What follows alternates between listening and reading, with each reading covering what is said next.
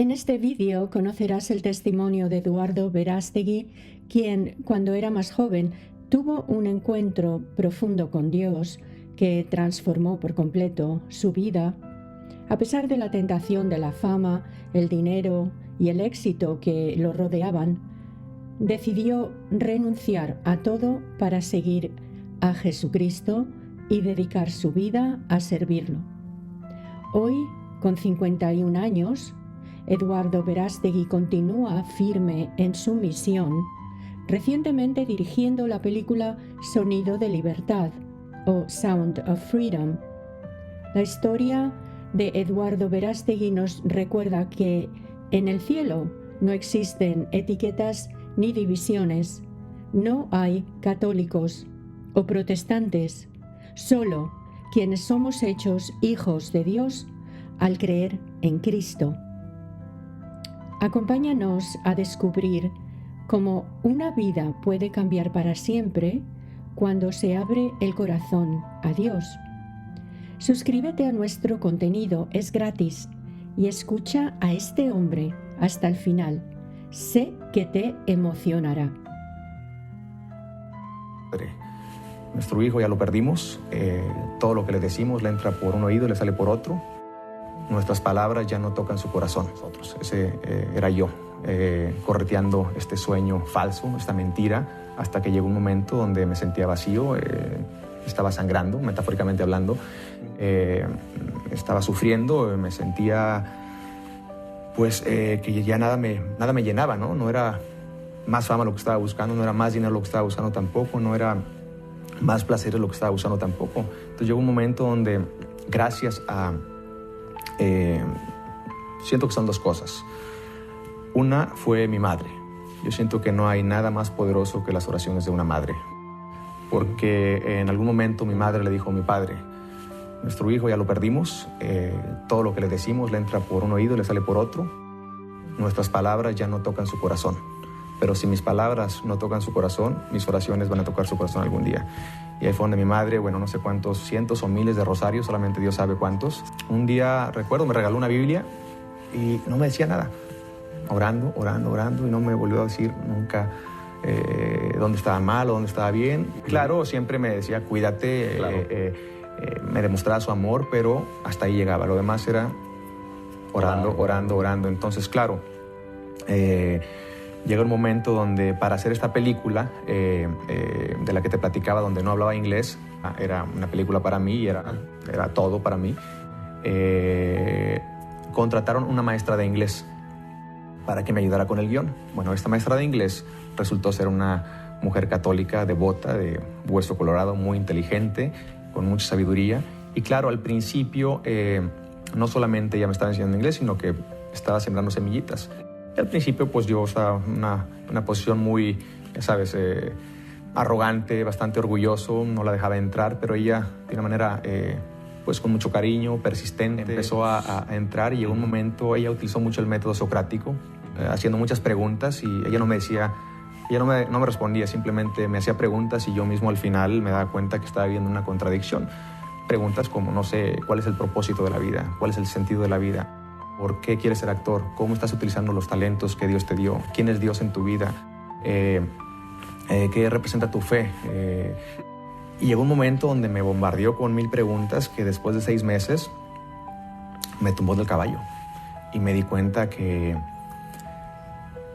lo que rompió mi corazón fue al darme cuenta no solamente que había dañado a muchas personas con los proyectos y con el estilo de vida que yo estaba llevando. No solamente le hice daño a mi familia, a personas, a mí mismo, pero lo que rompió mi corazón fue cuando me di cuenta que había ofendido a Dios con el estilo de vida que llevaba. Y ahí fue donde, católico a mi manera, ¿y qué pasa? Cuando no tienes una formación, pues yo iba a misa los domingos, de vez en cuando, Navidad siempre con mi familia, rezaba todas las noches y creía en Dios, y yo sentía que amaba a Dios. Lo que pasa es que al no tener la formación, pues yo hice un catolicismo a mi manera, donde me daba yo permiso de hacer, pues claro, yo acomodaba, bueno, esto sí, esto no, mientras no, bueno, pues yo soy bueno, yo no mato a nadie, no le robo a nadie, pues estoy bien. Estaba peor que eso, porque por lo menos esas personas de alguna manera sabían que estaban haciendo algo mal porque estaban rechazando algo. Yo estaba viviendo completamente en una ignorancia. Yo ni siquiera estaba en una posición de decir, bueno, esto sí, esto no. Yo solito iba agarrando lo que yo sentía que estaba bien, pero nunca tuve una formación. Entonces, claro, cuando llega esta mujer a mi vida y me empieza a hacer estas preguntas y yo me di cuenta que ella estaba bien, cuando reconocí que mi cuerpo es el templo del Espíritu Santo, por primera vez, cuando empecé a leer la Biblia por primera vez, cuando empecé a abrirme realmente a la posibilidad de que podría yo estar mal en todo, porque muchas veces la soberbia y el orgullo no te deja, ¿no? Y recuerdo ese día que se fue de mi casa cuando me dijo, bueno, si tanto amas a Dios y si, como tú dices, y veo que tienes una Biblia y eres muy orgulloso de ser católico, entonces ¿por qué insultas a Dios? ¿Por qué rompes los mandamientos? ¿Por qué esto y por qué el otro? Insultas, ¿por qué tratas así tu cuerpo, que es el templo del Espíritu Santo? Y se fue. Jasmine, un instrumento grande. ¿Y ve dónde? En Hollywood. O sea, recuerdo que ese día se fue y entró un calor, algo que nunca había sentido en mi vida, que empecé a llorar como un niño chiquito por días, tirado, pero en un rincón. Y fue una sensación que no te la puedo describir con palabras. Temblaba por dentro.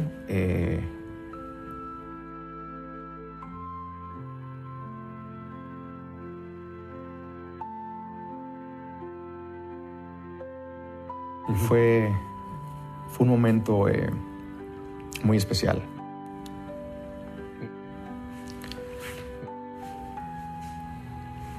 No, y fue un momento grande y obviamente fueron varios días donde no quería hablar con nadie.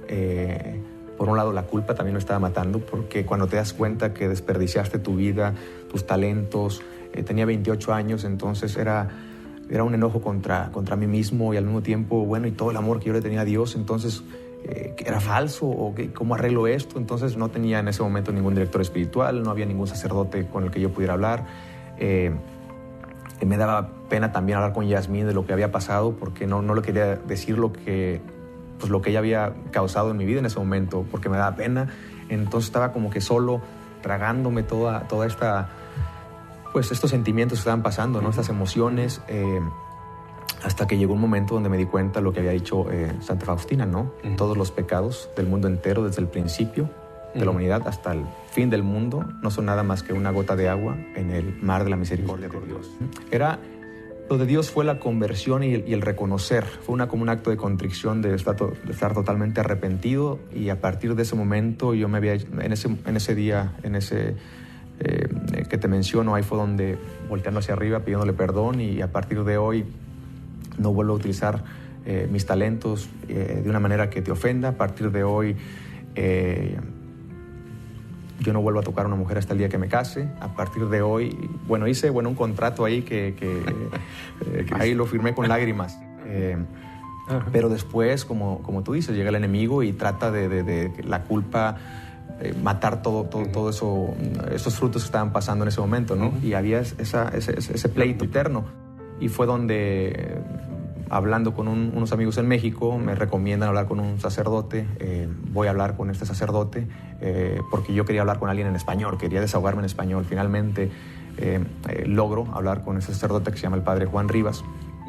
Hablando con él, le platico un poquito de todo lo que me estaba pasando, porque ni yo mismo a veces, yo ahorita te lo puedo articular un poquito más. En aquel entonces yo no podía articular todo esto que te estoy platicando. No podía poner palabras, era una sensación interna y ni yo mismo sabía qué me estaba pasando. Me regala algunos libros, entre ellos Roma Dulce Hogar, del Dr. Scott Hunt. Cuando cierro ese libro fue cuando descubro realmente el valor en la Santa Misa, que tampoco lo conocía, y a partir de ahí fue cuando le hago una promesa a Dios, decirle que voy a estar en misa todos los días por el resto de mi vida, y empiezo a ir a misa todos los días. Después de ahí conozco a otro sacerdote, el padre Francisco, donde un día me pregunta, ¿has hecho alguna vez una confesión general? Desconocía también eso. ¿Qué es eso? Bueno, ¿sabes lo que es el sacramento de la confesión? Bueno, sí, pero tampoco sabía realmente lo que era, ¿no?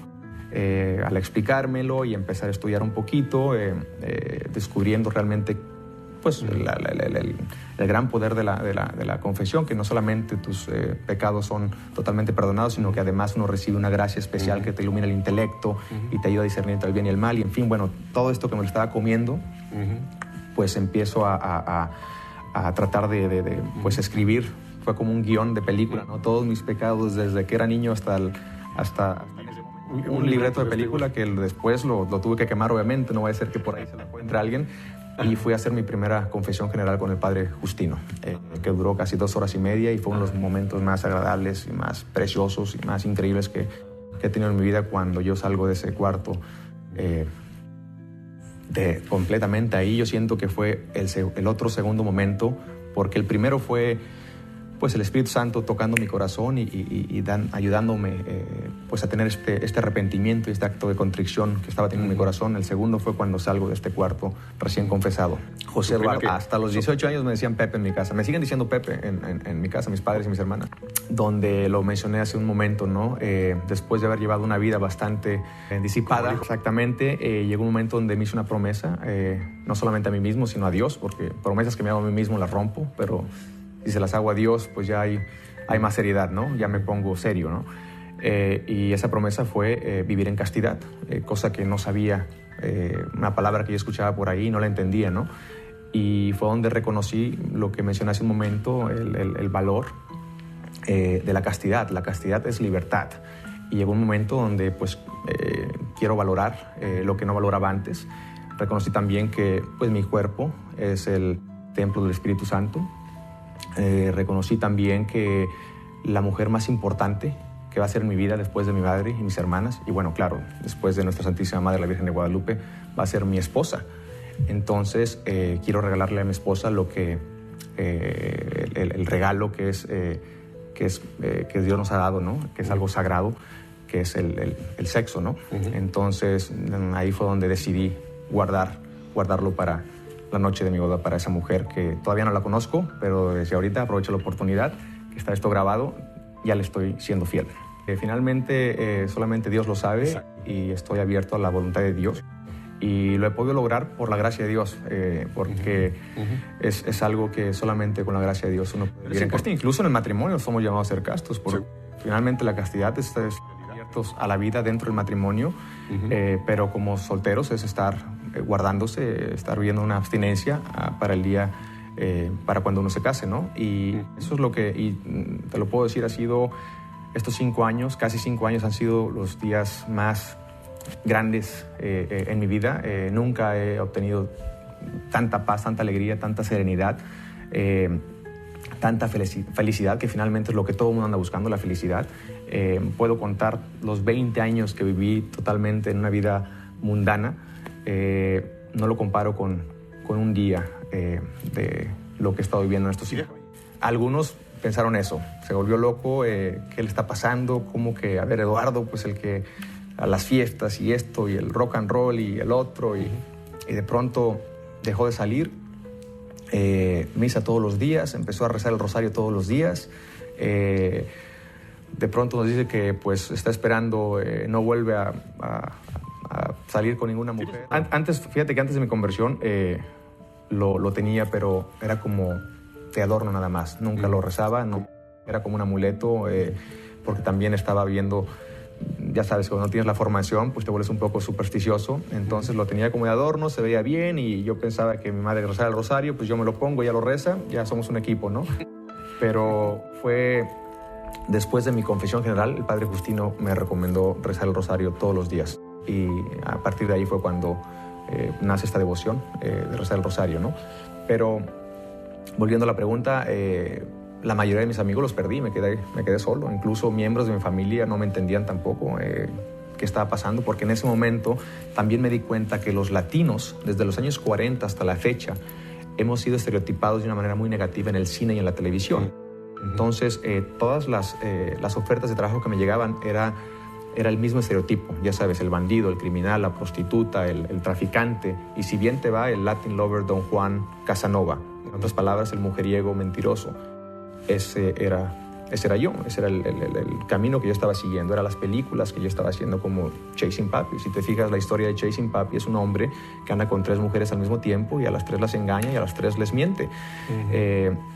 Y la película lo ponen a él como si fuera el verdadero hombre latino. Y recuerdo una vez, alguien me preguntó, Eduardo, ¿te gustaría casarte algún día? Le digo, claro que sí. ¿Te gustaría tener hijos? Es lo que más deseo en mi vida. Imagínate que un día tienes una hija.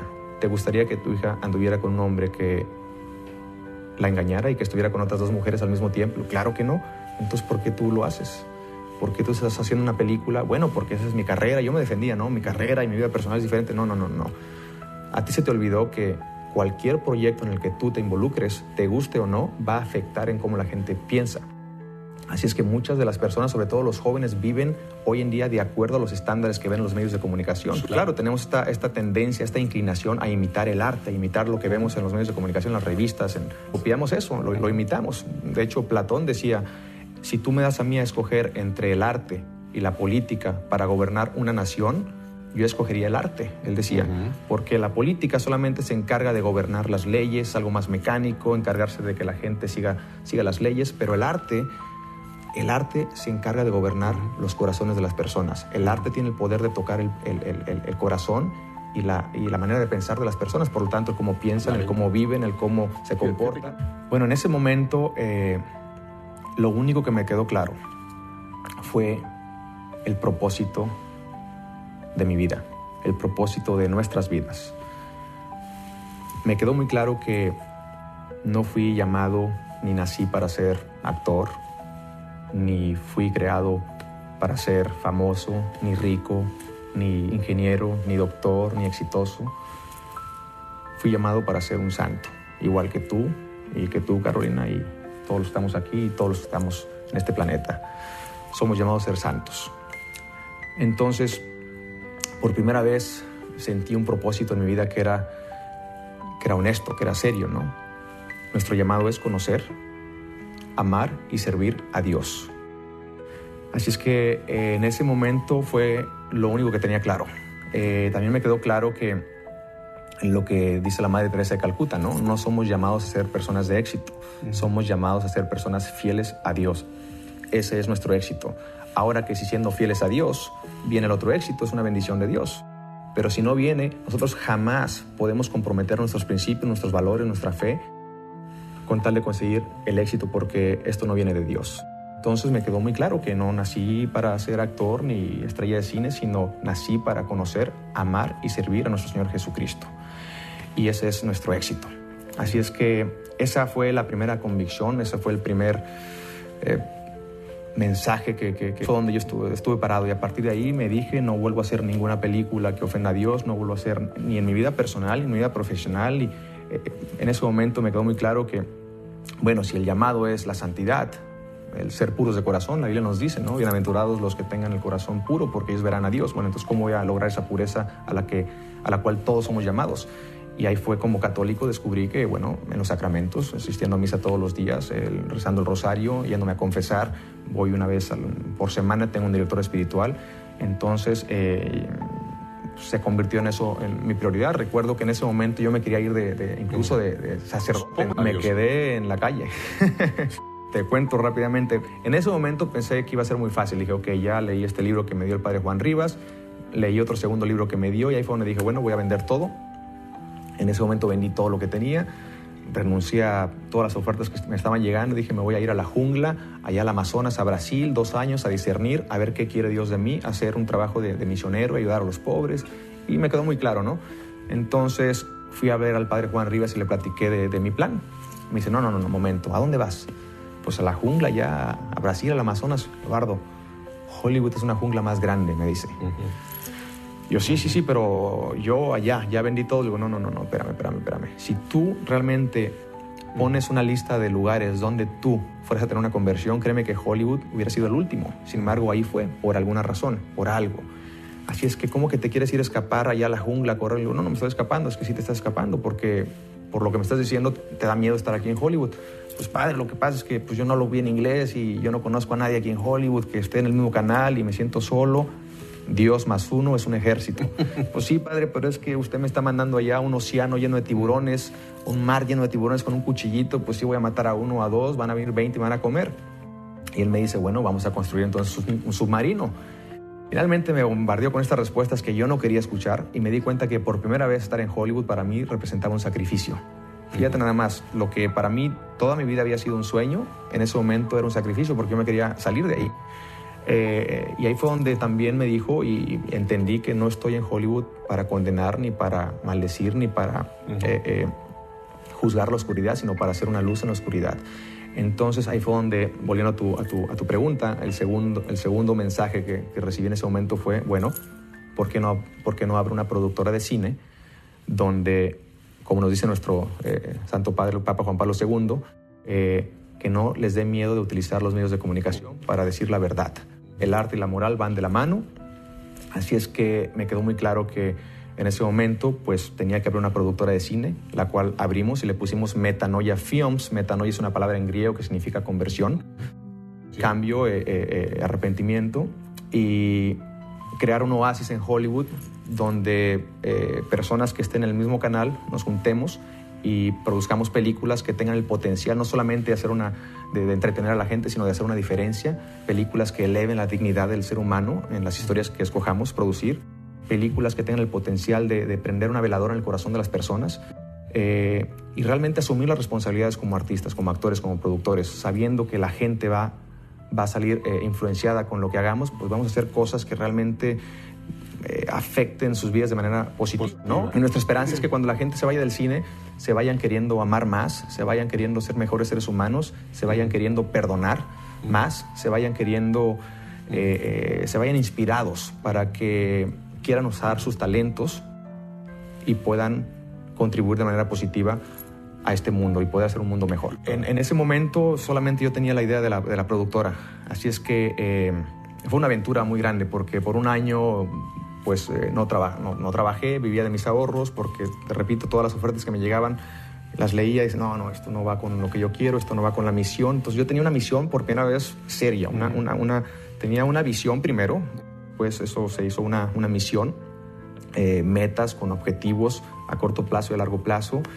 Y claro, todavía no sabía por dónde se iba a ir este barco, este submarino, ¿no? Entonces, en ese momento voy a Roma, a la beatificación de la Madre Teresa de Calcuta, me llevo a mi padre, ahí me pasa una cantidad de aventuras, termino conociendo a una señora que era amiga de la Madre Teresa de Calcuta, que es una artista, pintora muy, muy famosa de España, María José. Ella me regala un libro de San Francisco de Asís.